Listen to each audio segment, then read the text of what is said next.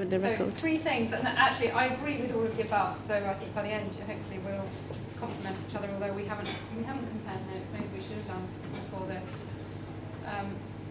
It is quite daunting, and I think those are things so Schillings, we kind of advise people on reputation and privacy, and some of them come to us in a crisis and some hopefully come to us to prepare and avoid it before. One of the things I would say, so you're dealing with fantastically, usually intelligent people and surrounded by a wealth of advisors, and you come in. Trust your instincts, because you will get people questioning you at whatever level you're at, and have a bit of belief in yourself. I get it, it's really hard sometimes, but if you stand there with authority and you trust your instincts and you give the impression you know what you're talking about, that will come across.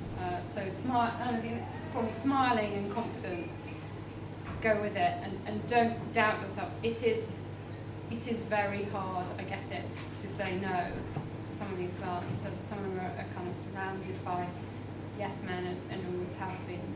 So I mean, leading me on to you trust your instincts. If your instinct is to say, which it often is, no, you shouldn't do anything, or I really wouldn't advise that. Try not to just be the negative person who says no, because that really won't get you very far. Say no with a solution. One of my colleagues always says, there's no point saying, for example, to CEOs or someone, if you're on the IT side, let's say, for example, there's no point saying to them, it's too risky to use your iPad in Pret a Manger or in a hotel or on unlimited access. Provide them with a solution. These are the risks, but this is the way you can do it is X, Y, Z. So I think, really think about the solutions beforehand.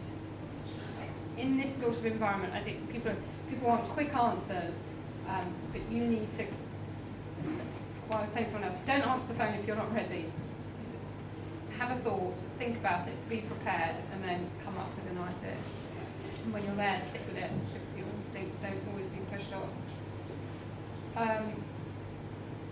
I also think, in the world we all operate in, and especially now, this is far worse than it was when I started out, is speed and availability. And you have to, the whole BlackBerry thing is probably a nightmare, but it's fantastic, but also horrendous. You have to give these people the availability at the time they need it. They're used to it, so if you're not that person, they'll just move. The problem nowadays, they'll move on to the next advisor. What I would say within that, so if you're thinking, right, how do I kind of get life? I don't have to be attached to my BlackBerry 24 hours a day. You have to manage your clients to know what's important, and that does come with confidence and experience, but it's very much, I'm available all the time, but I'm going to train you, not quite this obvious way, to not call me on a Saturday afternoon about something that really isn't urgent. But if you call me on a Saturday afternoon, I will answer your call because I know it will probably be urgent. So it takes quite a lot of confidence, I think, to stand back and not always just respond. So on one client, I was involved in a piece of litigation with them a few years ago. And I knew if on the Saturday afternoon they'd ask me questions about a particular document, and I knew if I started on Saturday afternoon responding, I'd still be there on Sunday night and I wouldn't have moved at all, just asked talking about a document that probably wasn't that important. On the flip side, if they wanted to talk about overall strategy or settlement, then yes, that's something you kind of put into category A, and that's important. So I think you have to have a bit of confidence in yourself to manage people. Like we'd manage our friends or families. You don't always have to be the person at the beck and call, but they have to, I suppose, they have to think you are, but you have to manage it so that you're not always there until the important things. So I haven't spoken for as long, but I think I agree with all the above. I smile, I'm hopefully still smiling. So have the confidence to believe in your instincts. You know your stuff, you're good at your stuff, particularly if you've learned from your mistakes, which I completely agree.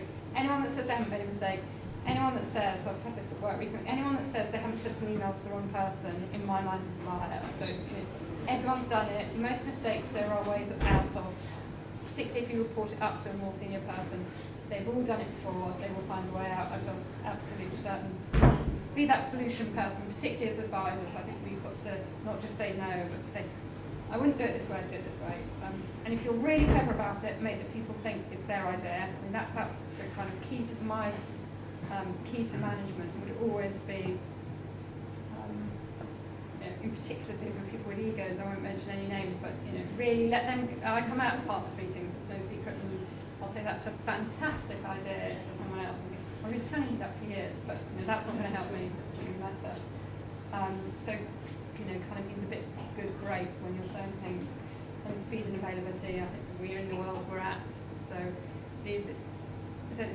most clients now, so in this arena, that ultra high net worth, they'll say, I'm going on holiday, but that doesn't really mean I'm going on holiday for 2 weeks, I shall not contact you. What it really means is I'm going to my villa in St Bart's, I've got nothing else to do, so I might as well drive you mad while I'm there, and I've got Wi-Fi access on my boat as well, so holiday doesn't really mean holiday, so it's 24 hours, and it's kind of somehow managing that, otherwise you're just going to fall quickly.